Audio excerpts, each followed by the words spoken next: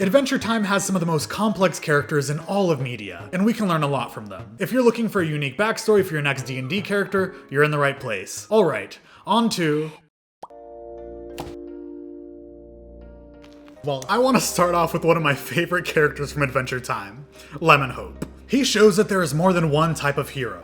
One not pushed by empathy, but by their own desires. He is the child and subject of Lemon Grab, an unempathetic and cannibalistic tyrant. He grew up in this harmful environment, trapped in a cell until Princess Bubblegum freed him from captivity. He leaves behind his siblings to fend for themselves, and the last thing he hears before escaping is a plea from his people to rescue them. Now freed, PB tries to teach Lemonhope to care about the citizens of the Lemon Earldom, but he doesn't care about them. He only cares about himself. He wants to decide his own fate. He wants freedom. So he runs away from PB and his responsibilities and eventually gets stranded in the desert, where he becomes haunted by the people he left behind. Eventually, the nightmares become so pervasive that he decides to return to help his people, in the hopes that the nightmares will stop. And he does, and they do.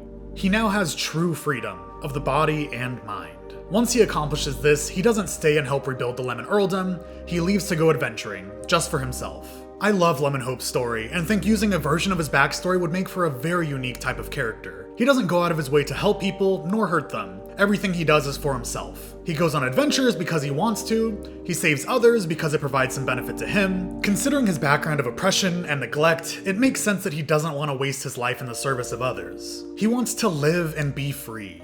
The weight of expectation and responsibility is heavy, and not everyone can or wants to carry it. Your character might want to escape from their duties, but for whatever reason, can't. Your character could have an arc where they either come to terms with their responsibility or choose to let it go. Both have really interesting implications on who your character becomes. Conflict can come from your conscience, from the group you're responsible for helping, or from the people who think you should be helping. Lemonhope shows that there is more than one way to become a hero. The call to action could be a desire to help others, or simply doing something because you want to. Alright, let's move on from the sour to something a bit more sweet. If you like and subscribe, I'll give you one. Let's talk about this guy. He is the royal Tart Toter, whose responsibility it is to deliver the royal tart to the back-rubbing ceremony. I've just realized how weird Adventure Time is. But so many years after his prime, he started to go mad. So Finn and Jake deliver the tarts. In the middle of the ceremony, the Tart Toter breaks in, but everyone stays perfectly still, so this blind old gingerbread man won't notice them. And he gives an evocative, poetic speech that would go on to haunt the minds of children for years to come. It is a critique of overindulgence and greed in the Candy Kingdom. But despite these harsh words, he still holds out hope. Hope that there is a better tomorrow for all members of the Kingdom of Life.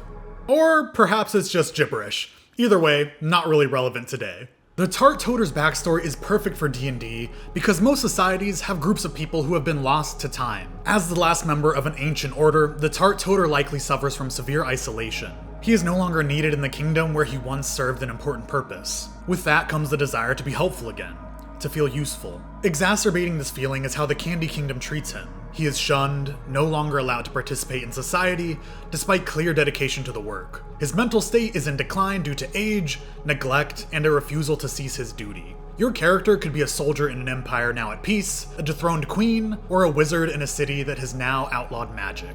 There could be an arc about coming to terms with your position no longer being needed, or finding a new cause. There are opportunities for conflict between a new order that has phased your group out, the person who once employed you, the perception of others around you, and the psychological effects of isolation. The Tart Toter is a haunting look at what happens when a group of people are no longer relevant. Alrighty, time for a big one.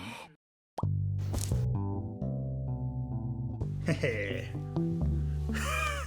Nice. Over the course of Adventure Time, Finn shows a lot of growth. He learns from his relationships, becoming more responsible, thoughtful, and emotionally aware. But we see he regresses in Fionna Cake episode 2. Jake is dead, and Finn is doing his best to cope with this massive loss. On the surface, Finn is doing fine. He's smiling, hanging out with friends, and going on adventures, but he's hiding his pain. He's adventuring to distract from the emotional turmoil he's feeling, tricking himself into thinking he's happy. He truly believes this form of distraction is healthy, even pushing this avoidance technique onto others who he wants to help. This current version of Finn, the one who distracts instead of confronting issues, is really sad to see, but a very interesting trait for a hero to have. D&D rarely delves into the trauma that characters would face from getting betrayed, seeing unfathomable monsters, and losing close friends. Playing a character that has experienced loss like Finn would be an excellent study in how different people cope with loss in different ways. even the unhealthy ways. Your character doesn't have to be a bad person, they can still care for others. They are simply hiding their trauma behind some unhealthy coping mechanisms. The arc for this character could be learning to accept their emotions instead of avoiding them, hopefully gaining closure along the way. Much of the conflict would be internal, but there's also room for conflict with the person or thing that initially caused the trauma, and from their loved ones who are suffering from this behavior.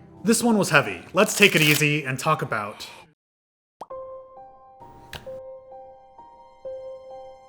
this man is the most powerful wizard of our age.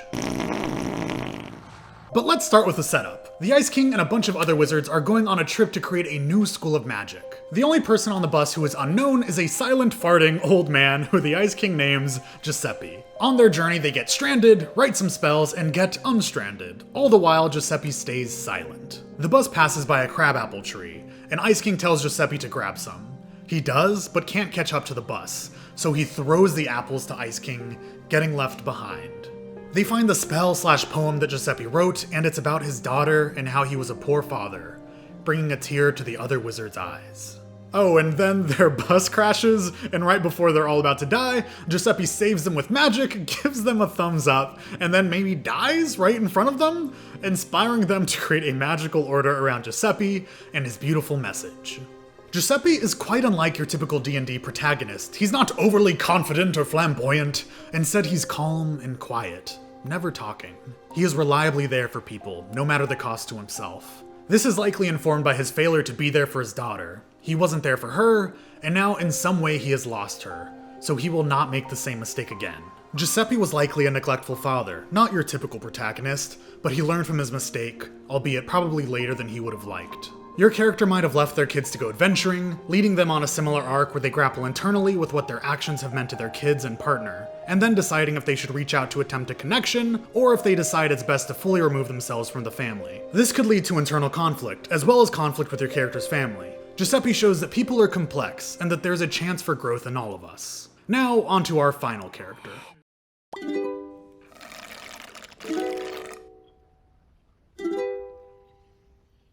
It's just juice, I promise. Marceline had a rough upbringing. She was raised in the post-apocalypse by her single mother, while learning that as a half-demon, she can do things others can't.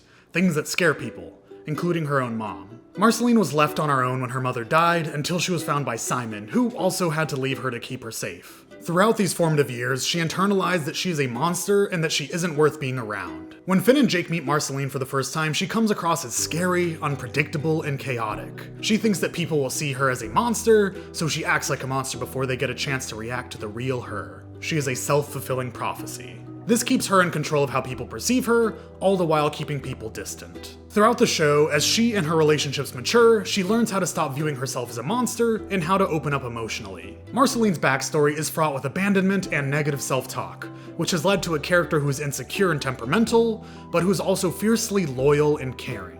Marceline is undoubtedly a hero, but she has flaws that she grapples with that makes her so inspiring. Seeing her go from using a persona as an escape from things she doesn't like about herself, such as her vampirism and demonic bloodline, to someone who fully embraces and accepts these aspects sends a strong and meaningful message. She's learned to accept who she is through the love of others and through loving herself. This is the main arc that your character could go through if you wanted a backstory similar to Marceline's, one of self-acceptance, a journey where they learn that they are not a monster and are indeed capable of being loved. There could be conflict between the people who abandoned your character and the people your character has mistreated in the past. Marceline is a really complex character, showing that heroes don't have to be perfect because there is no such thing as perfect, and I think that's a pretty important note. All of these character ideas tackle some pretty hard subject matter, so be sure to ask your fellow players and DM if they feel comfortable incorporating these topics. But if you don't have a DM and want to play in a campaign inspired by Adventure Time, sign up to play with Dice Party. Link is in the description.